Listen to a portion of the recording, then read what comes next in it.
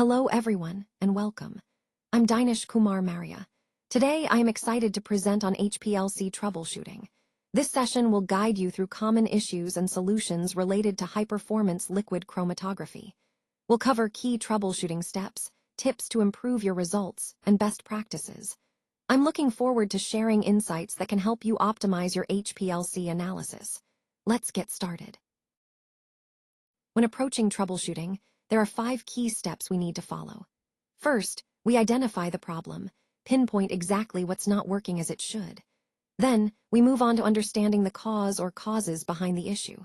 Recognizing what's behind the problem helps us focus our efforts. Next, we isolate the exact cause, narrowing down to the specific component or factor responsible.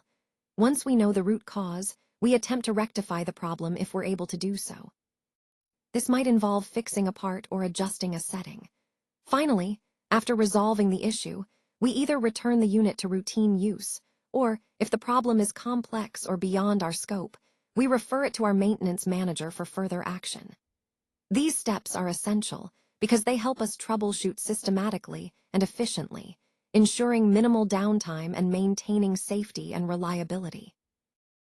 Let's take a closer look at troubleshooting problems. When we encounter an issue, the first step is to clearly define what the problem is.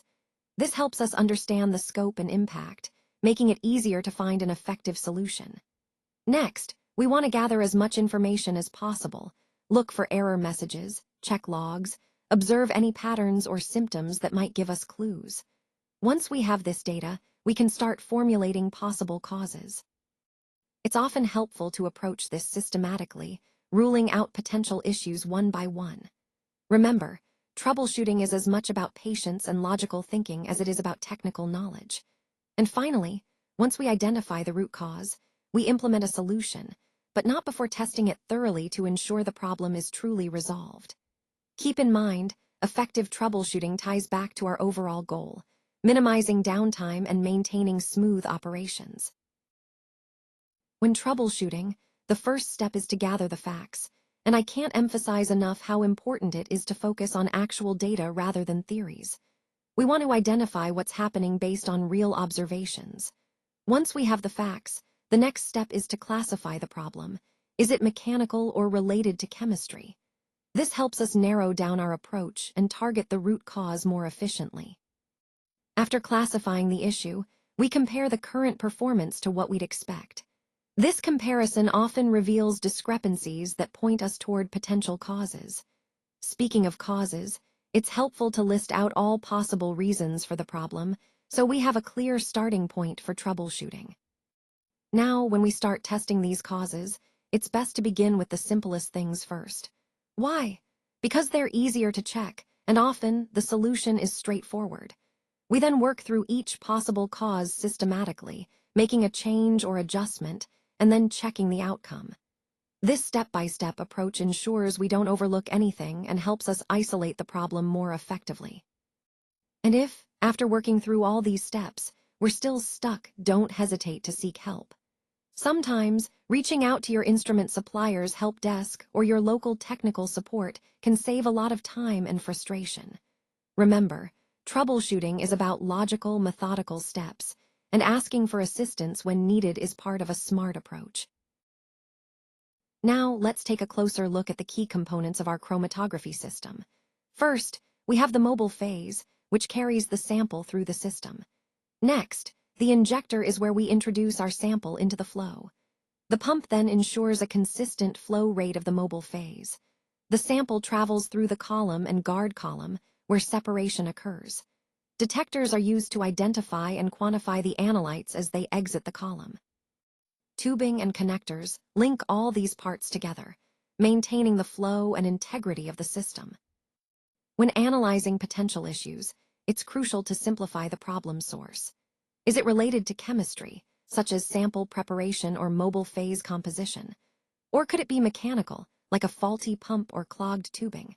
By focusing on these key areas, we can more effectively troubleshoot and maintain optimal system performance. Remember, understanding where problems originate helps us improve accuracy and reliability in our analyses.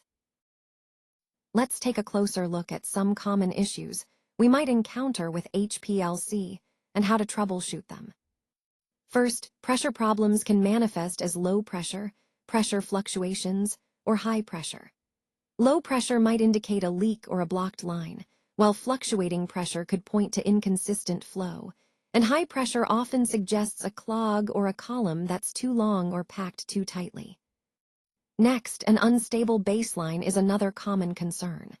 This can appear as drift or noisy signals, spikes, sawtooth patterns, cyclic variations, or sometimes no change at all. These issues can be caused by detector problems, temperature fluctuations, or electrical interference. Moving on to distorted peak shapes, such as broadening, tailing, fronting, or splitting. These distortions often relate to column issues, overloading, or interactions between the analyte and the stationary phase. Lastly, changes in retention time are also critical. Variations here can affect your results significantly and might be due to temperature shifts, flow rate inconsistencies, or changes in the mobile phase composition. Understanding these key issues helps us identify the main troubles with HPLC and guides us through effective troubleshooting. Remember, the goal is always to maintain optimal system performance for accurate and reliable analytical results. Let's take a look at some common issues that can affect pump performance. First, leaking in pumps, check valves, seals, or connectors can cause significant problems. These leaks can lead to loss of efficiency and even system failure if not addressed promptly. Next, pump cavitations occur when vapor bubbles form in the fluid, often due to low pressure or high flow rates, and these bubbles can cause damage to the impeller and reduce pumping capacity. Sometimes, we might experience no pumping at all, which can be caused by blockages or mechanical failures. Low pressure is another critical point. It might indicate a leak or a restriction somewhere in the system. All of these issues highlight the importance of maintaining proper pressure levels and sealing integrity. By understanding and monitoring these key areas, we can prevent major failures and keep our systems running smoothly. These points tie back to the overall theme of ensuring pump reliability and efficiency through proactive maintenance and troubleshooting. Let's talk about some possible causes for pump issues.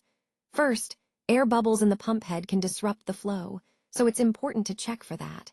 Leaks in the system are another common culprit, especially if connections are loose or damaged. Dirty check valves can also cause problems, as they might block proper flow or pressure. Additionally, a damaged plunger seal or a spoilt plunger can significantly affect performance. Now, on the remedy side, the first step is to purge the pump, which helps remove any air bubbles. Next, thoroughly check all connections for leaks, paying extra attention to new connections since they're more prone to leaks initially. Cleaning the check valves in the ultrasonicator is also crucial to ensure they function properly. If the plunger seal is damaged, it needs to be replaced, and if the plunger itself is spoilt, that should be replaced as well. Lastly, sometimes pressure fluctuations in the system can cause inconsistent results, so monitoring and stabilizing pressure can be a key part of troubleshooting. All these steps are aimed at maintaining optimal pump performance, which is essential for the overall efficiency of the system. So, when we look at the possible causes of the issues we're experiencing, there are a few key areas to consider. First, the medical problem itself. Sometimes it feels like there's just too much nagging, or maybe the workload is overwhelming. These are symptoms that can point us toward underlying technical issues. One major factor could be clogging in critical parts of the system, such as the detector cell, the column, the pump, the mixer, or the piping. These areas are essential for smooth operation, and any blockage can cause significant disruptions. Additionally, high pressure within the system is a common culprit. Excessive pressure can lead to malfunction or damage, often resulting from or leading to clogging issues. Connecting all these points, it's important to understand that these problems don't happen in isolation. They're interconnected, and addressing them requires a thorough investigation of each component to ensure everything is functioning correctly and within safe pressure limits. Let's go through the system step by step to check for pressure issues. First, disconnect the column from the detector. If the pressure problem disappears, then it's likely caused by clogging somewhere in the detector cell or the piping to and from the flow cell. If the pressure persists even after disconnecting the column, the next step is to disconnect the guard column and the main column. If the pressure normalizes at this point, it indicates that the main column needs cleaning or replacement. However, if the pressure still remains high after removing the main column, then go ahead and remove the guard column. If the pressure drops back to normal, that suggests the guard column is the culprit and should be replaced. We should continue this systematic process, moving from the auto-injector, if present, through the mixer and finally to the pump. The goal here is to pinpoint exactly where the high pressure is occurring. Once you've identified the section causing the pressure increase, ask yourself, is it the column or the system? This targeted approach helps us troubleshoot efficiently and ensure the system is functioning optimally. Let's discuss some possible reasons for system issues. One common cause is clogging within the system itself. This can happen in any part, so it's important to consider the entire setup. If you suspect a clog in the piping, a potential remedy is to flush it out using isopropanol or nitric acid. Just remember, when doing this, avoid connecting the column or detector to prevent any damage or contamination. Additionally, check the inline filters, clean them thoroughly or replace them if needed. These small filters can often be the culprit when flow is restricted. Lastly, be aware that high pressure in the system can also cause problems. Troubleshooting these issues systematically can help maintain optimal performance and prevent unexpected downtimes. One possible reason for high pressure in the column is clogging or failure of the column itself. This can happen when there's an accumulation of particulates or substances that get adsorbed onto the column. Over time, these buildups can restrict flow and cause increased pressure. To address this, the first step is to clean both the guard column and the main column. If possible, replacing the filter frit on the column can also help. In more severe cases, you might need to flush the column in reverse flow or even repair it. But remember, these last options are usually considered only as a last resort. It's important to take precautions to prevent this issue. Using a guard column whenever possible is highly recommended. Guard columns are more cost-effective and easier to replace if clogging or adsorption occurs. This simple step can save a lot of trouble and maintain the overall system performance. When preparing our buffer solution, it's essential to filter it through a 0.2 or 0.45 micron membrane filter. This step helps remove any particulates that could interfere with our analysis or clog the system. Similarly, the sample itself must also be filtered using the same type of membrane filter to ensure clarity and prevent blockages downstream. It's very important not to jump directly from buffer to pure organic solvents or vice versa. Doing so can cause buffer precipitation, which might lead to plugging or increased pressure in the system. To avoid these issues, always use a washout with an intermediate solvent between different phases. This step helps maintain system stability and prolongs the life of the column. Speaking of the column, always keep in mind some key precautions. Properly filtering and washing out ensures the column remains clean and functioning optimally. Staying attentive to these details is crucial for reliable, consistent results throughout your chromatography process. Now, let's move on to washing the column with a suitable solvent. This step is crucial to ensure that any residual contaminants are thoroughly removed. When opening the column end, do so carefully to avoid disturbing the setup. Then, gently remove the filter or frit while keeping the column in an upright position. It's important to handle this step with care to prevent any damage. Once removed, sonicate the filter or frit to clean it properly. After that, replace the filter or frit with a new one to maintain optimal flow and separation efficiency. Next, we'll wash the column in reverse at a low flow rate. Reversing the flow helps to clear out any particles or residues that might be lodged in the pores or along the walls of the column. Doing this at a low flow rate is key. It allows for gentle cleaning without disrupting the column's structure or causing damage. Remember, Thorough washing and proper handling of the filter are essential parts of maintaining the column's performance and ensuring reliable results throughout your process. When washing the column, the main goal is to effectively remove nonpolar compounds that may have built up during the run. This step is crucial to maintain the column's performance and longevity. Now, when working with a buffered mobile phase, it's important to first wash out the buffer itself. But here, the key, you need to do this using the same mobile phase, but without the buffer. This helps prevent any residual buffer salts from lingering and potentially causing issues in future runs. For cleaning with aqueous organic solvents, I recommend washing the column with acetonitrile or methanol. Typically, about 20 column volumes are sufficient to thoroughly clean and refresh the column. Overall, proper cleaning is essential not just for maintaining the integrity of the column, but also to ensure consistent, reliable results in your analyses. Regular cleaning routines help keep your separation performance optimal and extend the lifespan of your column. Now, let's talk about the cleaning process for the reversed phase column. First, we wash the column with mobile phase that doesn't contain buffer salts. This helps remove any loosely bound impurities without disrupting the main stationary phase. Next, we perform a wash with organic solvents like methanol or acetonitrile, which are effective at dissolving and removing hydrophobic residues. After that, we use solvents such as tetrahydrofuran or isopropanol to further clean the column, especially for stubborn contaminants. Finally, we wash with hexane to target nonpolar residues.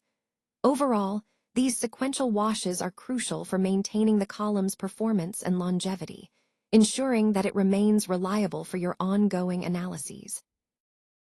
When all other options have been exhausted, sometimes the last resort is to remove the contaminated part of the column and then repack it with clean packing material. It's really important to use the same size and type of packing material that was originally used in the column. This helps maintain the integrity of the column and ensures proper function. Interestingly, only about 1 centimeter of the packing might be polluted, so targeted removal can often be sufficient. Remember, careful handling during this process is crucial to prevent further contamination. This approach allows us to restore the column's performance without a full rebuild, saving time and resources.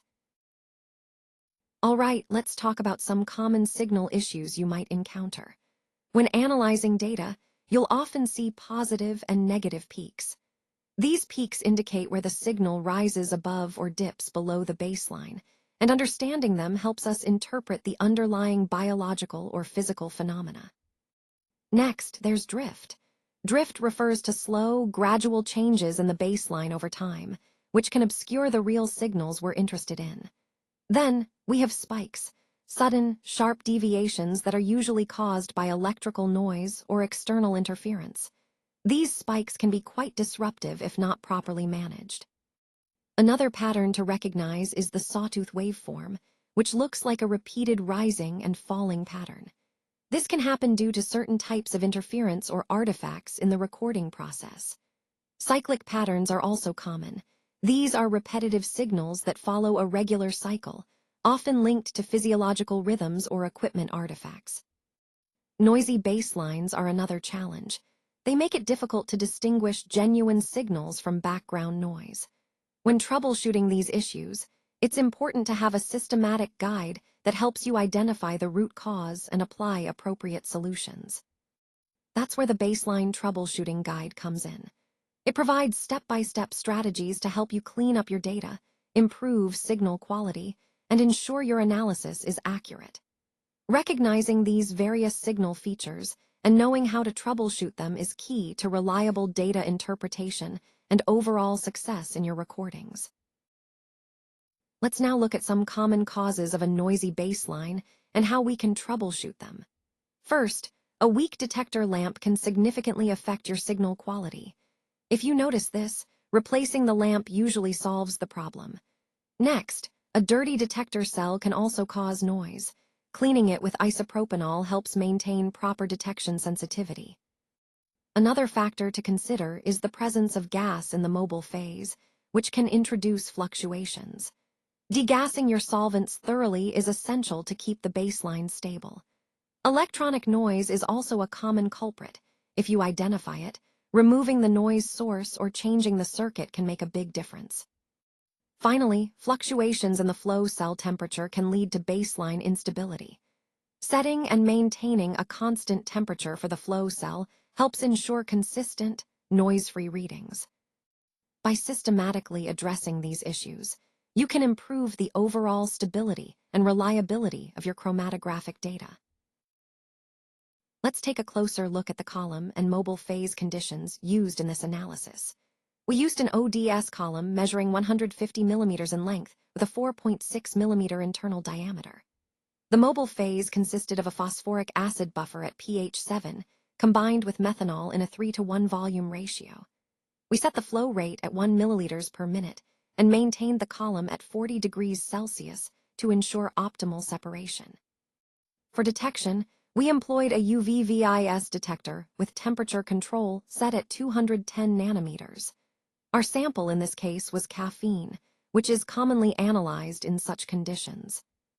Now, looking at the data table, you can see the results without temperature control versus with temperature control in the detector cell. The first run shows a value of 1 in both cases. In the second run, there's a slight difference, 0.987 without temperature control and 0.999 with it. As we go further, the values start to diverge a bit more, especially in the third run, where without temperature control it's 0.963, but with it, it's 1.008. This pattern continues through the subsequent runs, and you'll notice the relative standard deviation, or RSD, drops significantly from 2.55% without temperature control to just 0.61% when the cell temperature is maintained. This clearly demonstrates that controlling the temperature of the UV detection cell greatly enhances the precision of our measurements. Consistent temperature control minimizes fluctuations that can affect absorbance readings, leading to more reliable and reproducible results overall. So, in the context of our broader presentation, this highlights the importance of temperature regulation during detection to achieve high accuracy and precision in analytical measurements. So, why might the baseline not appear flat in our chromatogram? One common reason is gradient elution, which involves changing the mobile phase composition during the run. This causes the baseline to fluctuate as different compounds elute. Another factor could be contamination bleed within the system itself. If there's residue or carryover from previous runs, it can show up as baseline noise or drift. Similarly, contamination in the mobile phase, perhaps from impurities or improper preparation, can create instability in the baseline as the system struggles to stabilize. Lower wavelengths are also a culprit. When we detect at very low wavelengths, the detector's sensitivity to impurities or noise increases, leading to a less stable baseline. Additionally, if the column hasn't yet equilibrated with the mobile phase, the system can show baseline variations. Proper equilibration ensures consistent conditions, so skipping this step can cause baseline drift. Unstable temperature, like fluctuations in the temperature of the detector, say, with a refractive index detector, can also impact baseline stability. Temperature changes affect the refractive index, causing baseline shifts. And finally, a drifting baseline might also be due to instrumental issues, such as electronic noise or instability in the detector, which can cause the baseline to fluctuate over time. All of these factors highlight the importance of maintaining system cleanliness, proper equilibration, stable temperature, and appropriate detection settings to achieve a flat, stable baseline. Let's start with bubbles in the flow cell. If you notice bubbles, they can interfere with the accuracy of your results, so it's important to address them promptly. Applying back pressure to the flow cell helps ensure a steady, consistent flow, which is essential for reliable data. Next, make sure to degas the mobile phase thoroughly. This step prevents bubble formation and maintains stable flow conditions.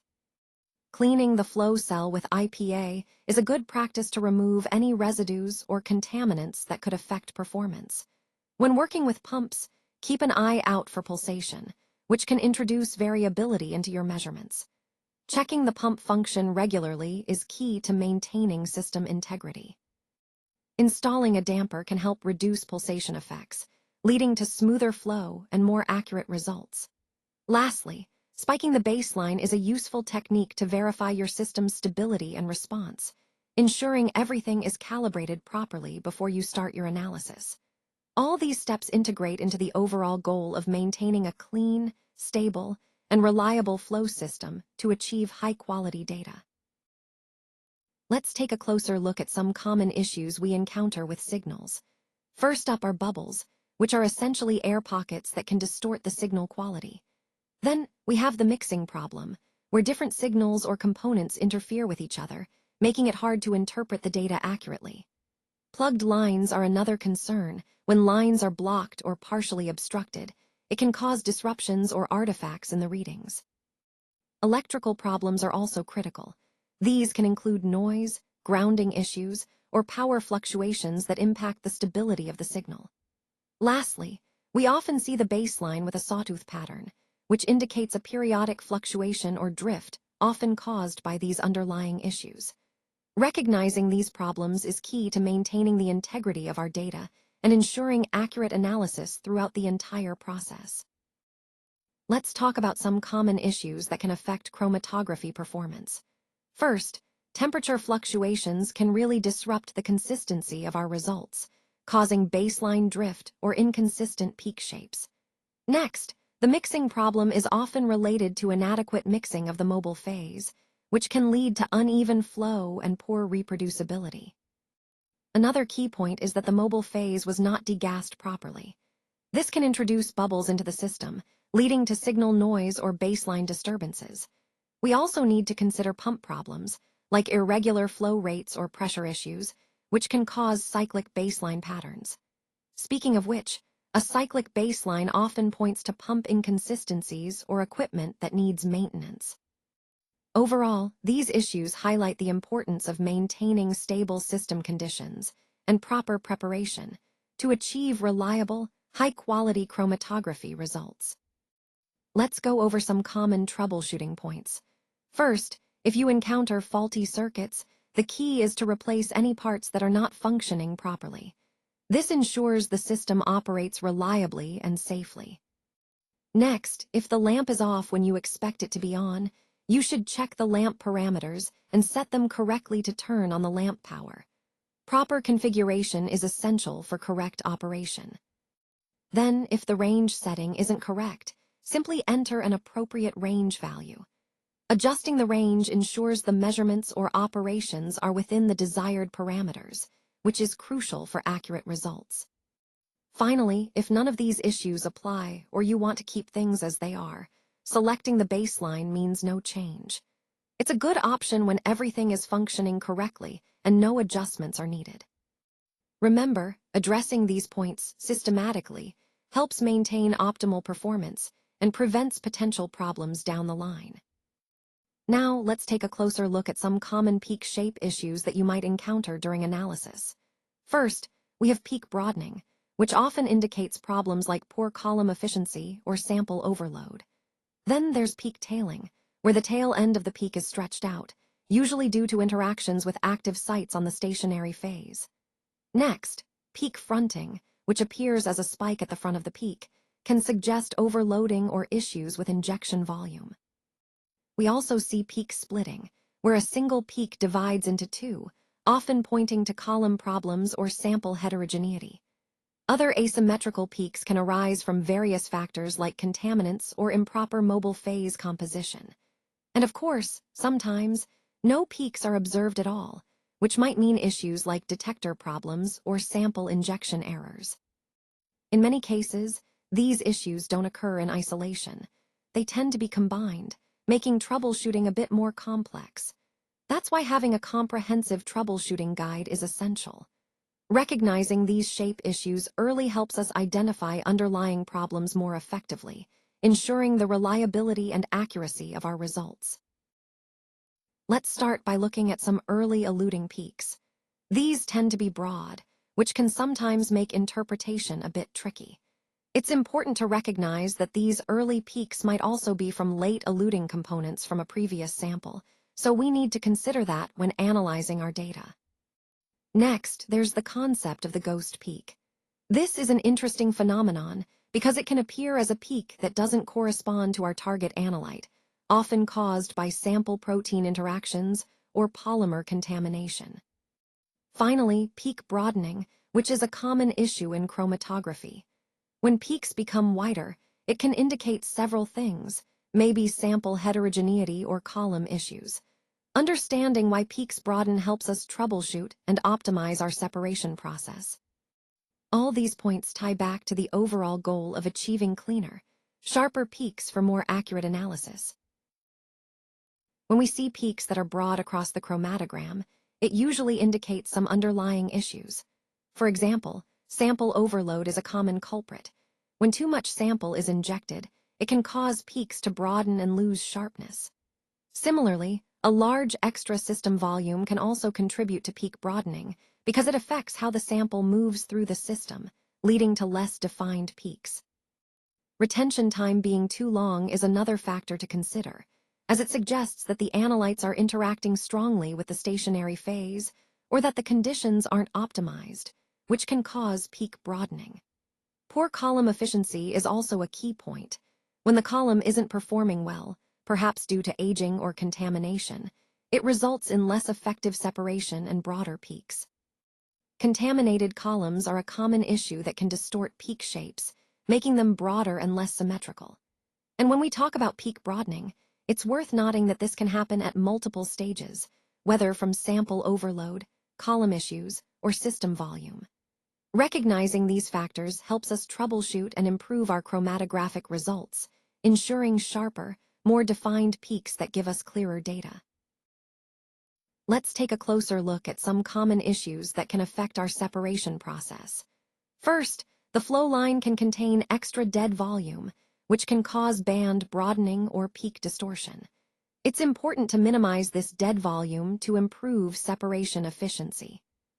Next, some basic or chelating compounds tend to adsorb to the stationary phase more readily. This can lead to inconsistent results or longer retention times. To address this, we can adjust the separation conditions, such as changing the mobile phase pH, to suppress this unwanted adsorption. Another point to consider is sample overloading. When too much sample is introduced, it can cause peak distortion and poor resolution. Ensuring the right sample amount is key for optimal results. Additionally, silica-based columns can degrade if operated at high pH or high temperature, leading to reduced column lifespan and compromised performance. Regular maintenance and operating within recommended conditions are essential. Finally, peak tailing is a common problem, often caused by interactions between analytes and the stationary phase. It results in asymmetrical peaks, which makes interpretation more difficult. Understanding these issues helps us fine-tune our method and achieve better separation and more reliable data. Now, let's look at some common issues we might encounter during sample preparation. First, sample overloading. When we put too much sample into our system, it can cause problems like peak distortion or overlapping signals. A good way to handle this is by decreasing the sample amount to ensure clearer, more accurate results. Next, channeling in the column. This happens when the sample doesn't flow evenly through the packed bed, often because of improper packing or flow rate issues. To fix this, we might need to replace the column to restore proper separation performance. And finally, peak fronting. This is when a peak appears skewed towards the front, usually indicating overloading or issues with the column's stationary phase. Recognizing these signs helps us troubleshoot effectively and keep our analyses reliable. Overall, understanding these issues helps us maintain the integrity of our chromatography results and ensures consistent, high-quality data. Let's take a look at some common causes of issues we might encounter with our columns. Voids in the column can form due to crystallization or pressure shock, which can disrupt the flow and separation process. It's important to recognize these signs early because they can significantly affect our results. Next, eluding peaks or interfering compounds can pose a challenge. When two substances elute at the same time, it can be tricky to distinguish them, leading to inaccurate identification or quantification. Proper method development and optimization can help minimize this issue. Column overload is another common problem. When we load too much sample onto the column, it can cause poor separation or peak distortion. Keeping within recommended sample limits is key to maintaining column performance. Incorrect storage of the column, such as letting it dry out or exposing it to unsuitable conditions, can damage the packing material. This damage often results in a loss of efficiency and reproducibility, so proper storage protocols are essential. Finally, peak splitting is a phenomenon where a single peak appears as multiple peaks. This can happen due to column issues, sample overload, or other factors affecting the column's integrity. Recognizing and troubleshooting peak splitting is crucial for accurate analysis. All of these issues highlight the importance of proper column maintenance, handling, and method optimization to ensure reliable and consistent results in our chromatography processes.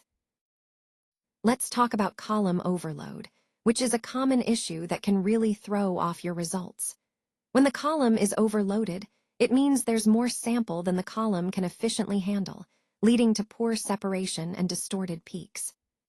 Another factor to watch out for is incomplete end capping. If the end capping process isn't thorough, it can cause peak tailing and affect the accuracy of your analysis. Eluding peaks are also a challenge.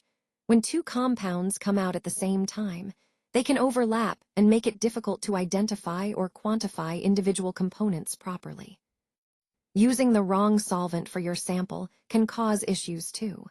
The solvent should be compatible with your sample and the mobile phase. Otherwise, it can lead to poor peak shape or even sample precipitation. Contaminated columns, including guard columns, can introduce impurities or cause peak distortion, so regular maintenance and proper cleaning are essential. And finally, distorted peak shapes often indicate problems like column overload, poor sample preparation, or issues with the mobile phase. Recognizing these signs early helps us troubleshoot effectively and maintain reliable, accurate results. Let's talk about the absorbance of the sample in relation to the mobile phase. When the sample's absorbance is less than that of the mobile phase, it indicates that the sample is less able to absorb light at the detection wavelength, which can influence how we interpret the results. Next, we often use a refractive index detector, which is quite common in these analyses. This type of detector measures changes in the refractive index of the eluent as different compounds pass through, providing a normal detection method that is useful for compounds that don't have strong UV absorbance. Now, an important point to consider is the equilibrium disturbance that occurs when the sample solvent passes through the column. This disturbance can temporarily alter the normal separation process because the solvent's composition impacts the equilibrium between the stationary and mobile phases, affecting the peak shape and accuracy. This brings us to the concept of detector polarity. The polarity of the detector influences how it responds to different analytes, especially if they are polar or nonpolar, which can affect the signal's strength and shape. Finally, when we observe a negative peak in our detector output, it typically indicates that the analyte causes a decrease in the detector response relative to the baseline. Recognizing these negative peaks is crucial because they can sometimes be mistaken for noise, but they actually provide important information about the presence of specific compounds or interactions. All right, let's go through some common reasons why we might encounter issues with our chromatograms.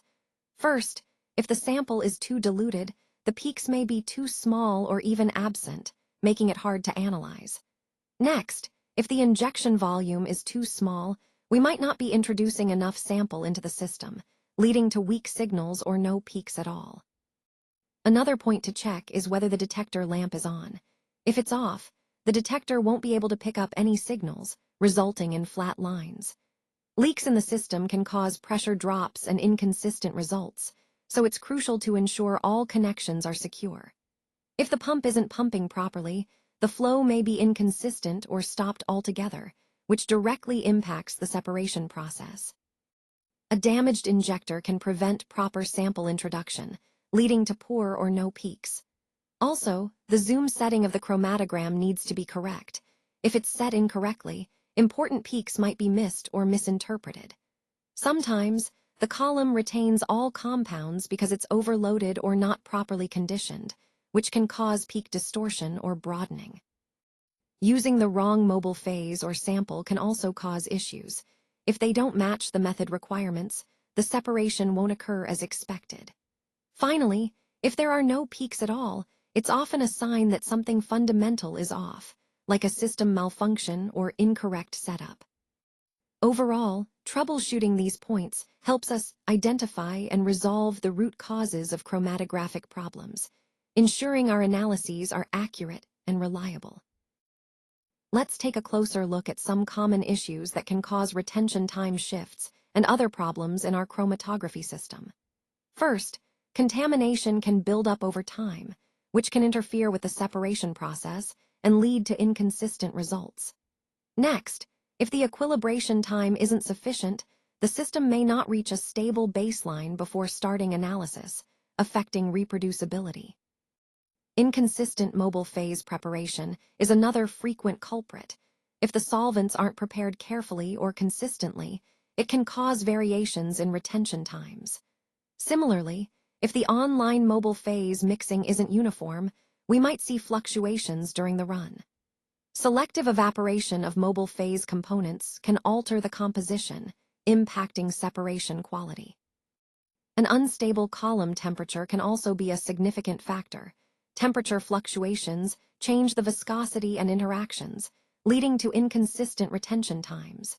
Leakage within the system can cause pressure drops and volume issues, compromising the analysis. Unstable pumping, whether due to air bubbles or mechanical issues, can lead to inconsistent flow rates.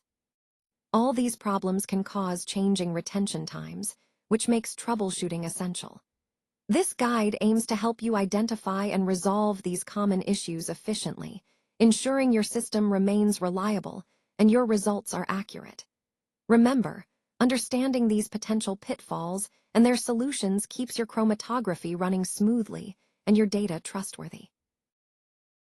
Let's talk about some common issues that can lead to missing peaks in our chromatograms. One key factor is using the incorrect solvent, which can really impact the separation and detection of our analytes. It's crucial to always verify that we're using the right solvent for our method. Another cause is sample degradation. If the sample breaks down before analysis, the peaks can diminish or disappear entirely, leading to misleading results. Proper sample handling and storage are essential to prevent this. Resolution loss is also a significant problem. When peaks are not well separated, it becomes difficult to distinguish between different compounds, which affects the accuracy of our qualitative analysis. Ensuring optimal column performance and proper method parameters can help maintain good resolution. Speaking of columns, using the wrong type or a compromised column can cause similar issues. The correct column choice and regular maintenance are vital for reliable results. Overall, these problems, incorrect solvents, sample degradation, resolution loss, and wrong columns, all contribute to issues in our qualitative results. Recognizing and addressing these factors helps us produce more accurate and dependable data. Now, let's move on to the topic of extra peaks, which can often be a tricky issue in chromatography. One common cause is contaminated solvents. If the solvents we use aren't pure, they can introduce unwanted peaks into our chromatograms. Another key point is the mobile phase, especially when using a gradient method. Contamination here can lead to additional peaks that don't belong to our analyte, complicating the interpretation of results. Contaminated components aren't limited to the solvents. They can also come from the injector, the column itself, or the guard column. Any of these parts can harbor residues or impurities that cause extra peaks. Now, these extra peaks can also arise from contaminated or degraded samples. When the sample isn't fresh or has been stored improperly, It can break down or pick up contaminants, again leading to extra peaks. The main issue here is that these unwanted peaks cause problems in qualitative results. They can make it harder to identify our target compounds accurately and can lead to false positives or misinterpretation.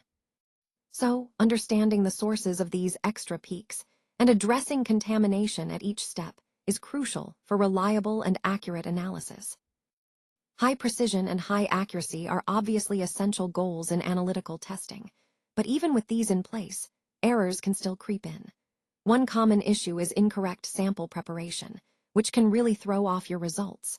For example, if the sample isn't prepared consistently or correctly, it can lead to misleading data. Solvent evaporation is another factor. If the solvent evaporates too quickly or unevenly, it can impact the concentration of your sample and skew the results. Contaminated or degraded samples are also a big concern. If the sample gets contaminated or starts to degrade, it will produce inaccurate readings, and you might not even realize it at first. Then there's peak integration error, where the software or method used to interpret the chromatogram doesn't accurately define the peaks, leading to errors in quantification. Injection error is yet another common source of problems. Small inconsistencies in how the sample is injected can cause variability in results. All of these issues, sample prep, solvent evaporation, contamination, peak integration, and injection, can significantly impact your quantitative results. That's why it's so important to carefully control each step and be aware of potential pitfalls to ensure your data remains reliable and valid. If any problem happens, the first thing I recommend is to observe the instrument carefully. You want to look at it, smell it if necessary, and feel for any unusual vibrations or warmth. This initial check can often give you important clues about what might be wrong. Next, always check the simple things first. Sometimes, issues are caused by something straightforward like a loose connection or a power supply problem. Remember, hardware isn't easily broken, so don't jump to conclusions. Most problems have simple solutions. Developing good habits is key here. Keep a detailed logbook where you record pressure readings and the mobile phase conditions. This helps you track performance over time and catch patterns that might indicate a developing issue. After you've completed an analysis, don't forget to wash the column thoroughly. It keeps everything in optimal condition and reduces the risk of contamination or blockages. Also, make it a habit to read the manual or instruction guide whenever you're unsure. It's a valuable resource that can save you time and prevent mistakes. A few tips to keep in mind. Stay proactive in your maintenance and troubleshooting, and always be systematic. By following these steps, you can ensure the longevity of your equipment and the quality of your results. Thank you so much for being here today. I truly appreciate your time and attention throughout this presentation. If you found this content valuable, please consider subscribing to my channel for more updates and insights. Your support helps me to continue creating helpful and engaging material. Don't forget, I'll be sharing new updates regularly, so stay tuned. Once again, thank you, and I look forward to connecting with you in future content.